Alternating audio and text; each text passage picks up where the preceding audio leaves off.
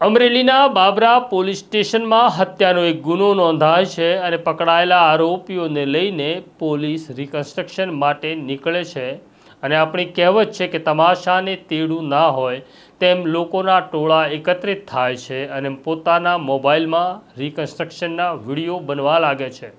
આ વખતે ત્યાં હાજર પોલીસ ઇન્સ્પેક્ટર પરમારે આ જોયું અને પછી પરમારે આ ટોળાનો ક્લાસ લઈ લીધો અને ક્લાસ લઈ આ ઇન્સ્પેક્ટરે ટોળાને શું સમજાવ્યું તેની આ વાત છે। વૈષ્ણવજન તો તેને કહીએ જે પીડ પરાઈ જાનાને રે। નમસ્કાર, નવજીવન ન્યૂઝમાં તમારું સ્વાગત છે અને હું છું તમારો પ્રશાંત દયાળ। જમાનો બદલાયો છે, ટેકનોલોજી બદલાઈ છે। આજે દરેકના હાથમાં મોબાઈલ ફોન હોય છે। કોઈ અકસ્માત થાય ત્યારે માણસો વિડીયો ઉતારે છે, પરંતુ વિડીયો ઉતારનારા લોકો અકસ્માત થયેલા વ્યક્તિને બચાવવાનો પ્રયત્ન કરતા નથી। ક્યાંક મારામારી ચાલી રહી હોય છે, લોકો વિડીયો બનાવે છે, પણ જે ભોગ બની રહ્યો છે તેને બચાવવા વચ્ચે પડતા નથી। આવી જ એક ઘટના અમરેલી જિલ્લાના બાબરા પોલીસ સ્ટેશનમાં બની। ઘટના એવી હતી કે ધાર્મિક કારણસર એક યુવાનની હત્યા થઈ અને આ મામલે પોલીસે આરોપીઓને પકડ્યા, પરંતુ જ્યાં હત્યા થઈ હતી ત્યાં આરોપીઓને લઈ જવા જરૂરી હતા।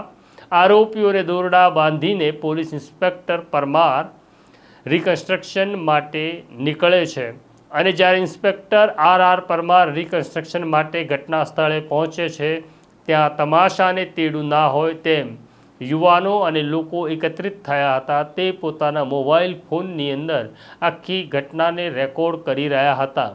આ જોઈ પરમારને વિચાર આવ્યો કે 45 ડિગ્રી ગરમીમાં આ લોકો પાસે કોઈ કામ નથી, એટલે આ ટોળું આખી ઘટનાને જોવા માટે આવી છે। તેમને લાગ્યું કદાચ આ જ સમય છે આ ટોળા સાથે વાત કરવાનો, ટોળા સાથે સંવાદ કરવાનો। કદાચ આ ટોળામાંથી કોઈના જીવનમાં એવું ન બને કે તે આરોપી બની જાય।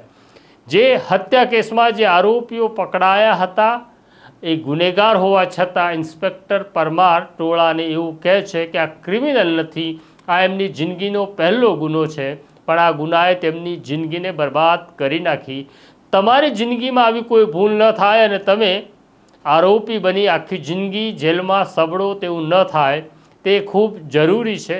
આ ટોળું જે એકત્રિત થયું હતું તેની સાથે ઇન્સ્પેક્ટર પરમાર કેવી રીતના વાત કરે છે તેનો આ વિડીયો જોઈ લો। આ બધા પોલીસ સ્ટેશનમાં ફરિયાદ કરવાના બદલે એને જાતે એનો ન્યાય કરી નાખ્યો। બધા કેટલા વર્ષ જશે ખબર?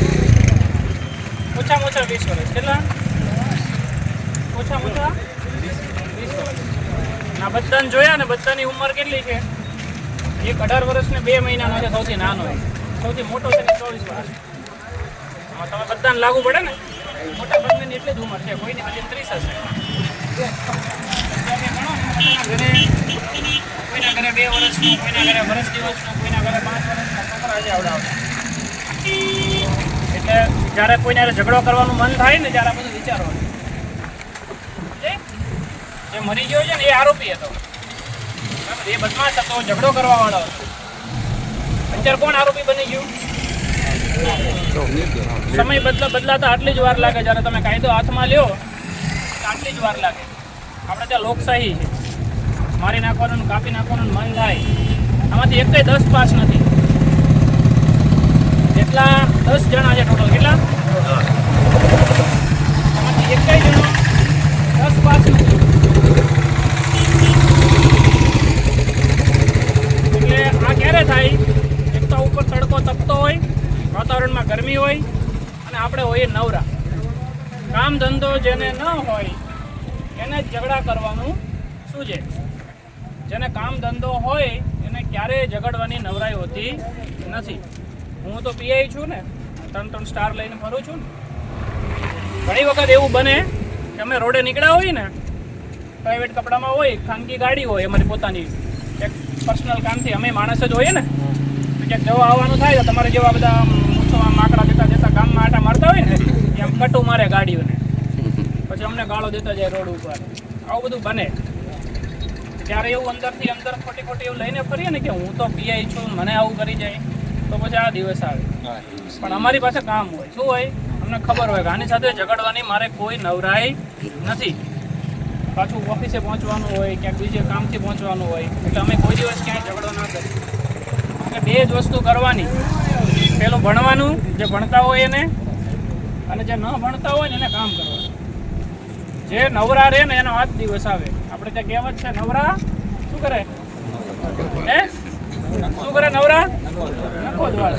આમાં પાછળ કેટલાનું વળી ગયું? આ 10 ગયા, એમાંથી 10 માંથી 8 પરણેલા છે, એટલે 8 છોકરીઓની જિંદગી બરબાદ.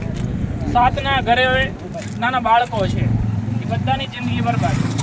એના મા બાપની તો બરબાદ થાય જ. એટલે યાદ રાખવાનું, ઝઘડો કરવો, મોટી મોટી વાતો કરવી, ફોનમાં સીન સપાટા કરવા, રીલ બનાવવી, કોઈની કામગીરી ઉપર વિડીયો ઉપર કોમેન્ટો કરવી, આ બધું ઘરે બેઠા બેઠા કરવાની નવરાઈ જેને હોય એને જ આ વસ્તુ થાય. આ બધા ફોનમાં જ ઝઘડતા હતા એક અઠવાડિયાથી. અંદરો અંદર સામે ગાળો બોલે એને, દાબ ધમકી મારે, અહીંયા આવતો જોઈ લઉં ને અહીંયા આવતો જોઈ લઉં. આ ભાઈ આખા ગામને એવું કહેતો હતો, આવો હું તમને જોઈ લઉં એમ. પેલા એક કુવાડી મારીને તો ગળું કપાઈ. આ શરીર શેનું હોય?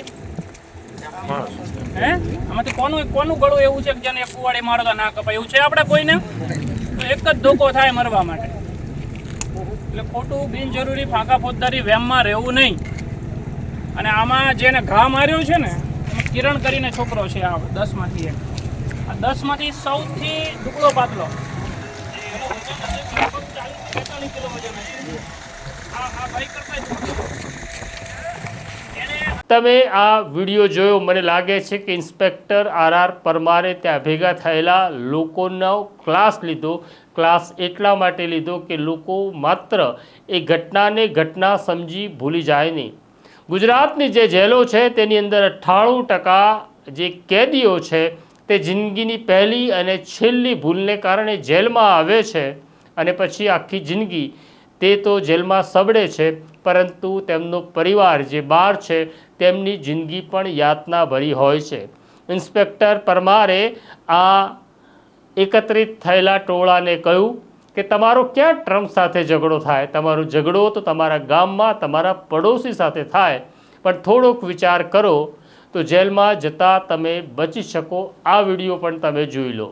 તમારા જેવા લોકોને સમજ થાય કે આ દિવસ આપણો ન આવે. દોડે બંધાઈને ગામના જ રોડ ઉપર નીકળીએ અને આપણે ઝઘડો ક્યાં થાય? આપણા ગામમાં કે અડોશી. પણ તમારે કોઈને ટ્રમ્પ હારે ઝઘડો થાય? ના થાય. કોની સાથે થાય? પાડોશી હારે જ થાય. ભાઈબંધ દોસ્તારો, પડોશી, સગા સંબંધીઓ, અને આપણે આજુબાજુના ગામમાં જ થાય.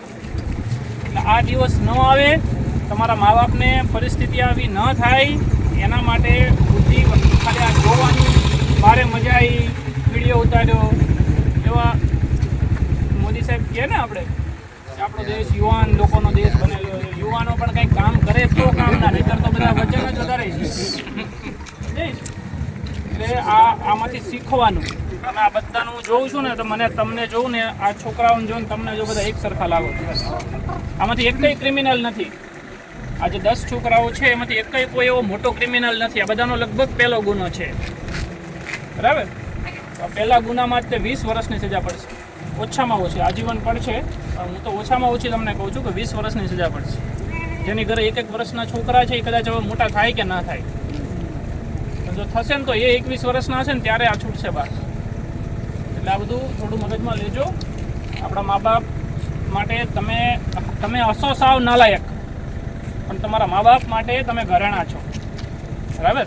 એટલે આ દિવસો ન આવે, તમારી પાછળ રખડતા ના થઈ જાય, બરાબર? જોવાનું, ખાલી આવા સોશિયલ મીડિયામાં નહીં પડ્યું રહેવાનું.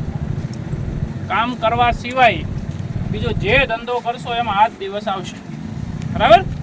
ઉતરે છે ખોપડીમાં? ખાલી હાથ પાડો છો.